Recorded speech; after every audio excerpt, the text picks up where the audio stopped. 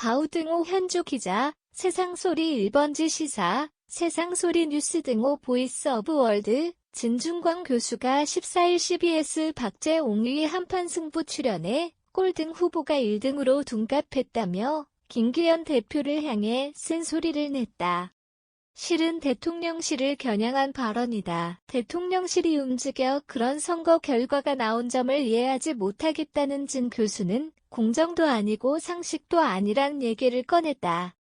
마치 북한 선거 같다고 일침을 가했다. 그런 배경엔 안철수의 원이 유난연대나 안윤연대를 쓰자 대통령실이 신성모독의 미러안의 원을 비난했고 앞서 나경원 전 의원 경우 친윤 표현 때문에 결국 중도 하차했다. 김기현 대표 경우 낮은 평가였다가 김장연대를 들고 나오며 도약의 발판을 마련한 건 사실이란 진 교수 얘기다.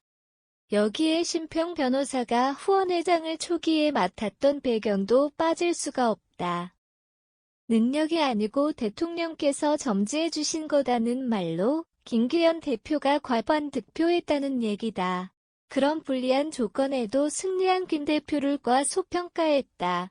사실은 당원들이 표를 준 승리다. 대통령이 점지해주는 바람에 당원들이 김 대표에게 표를 줬다는 비난을 받는다면 할 말이 없게 되었다.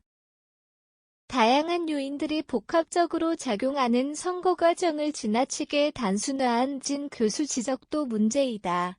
그렇다고 진 교수 지적이 터무니없는 얘기는 아니다. 그런 평가도 나온다는 현실을 가볍게 보아선 안 될 이유가 총선 승리로 보답해야 할 김 대표에게 있기 때문이다.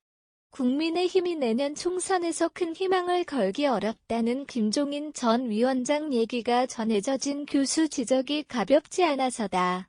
총선 승리가 회의적인 이유에는 전당대회 과정에서 불거진 대통령 선거 개입 논란 아닌가 싶다. 김 전 위원장이 15일 CBS 김현정의 뉴스쇼에 출연해 전당대회 앞두고 의원들의 행태를 보니 이게 과연 민주정당이 맞느냐는 얘기를 꺼냈던 터다.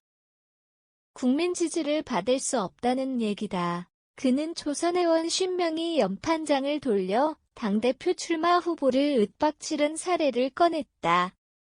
이들 행태가 지난 정부 조국 사태 때 민주당 의원 행태와 별다른 차이가 없다는 얘기다. 대신 금태원 전 의원은 칭찬했다.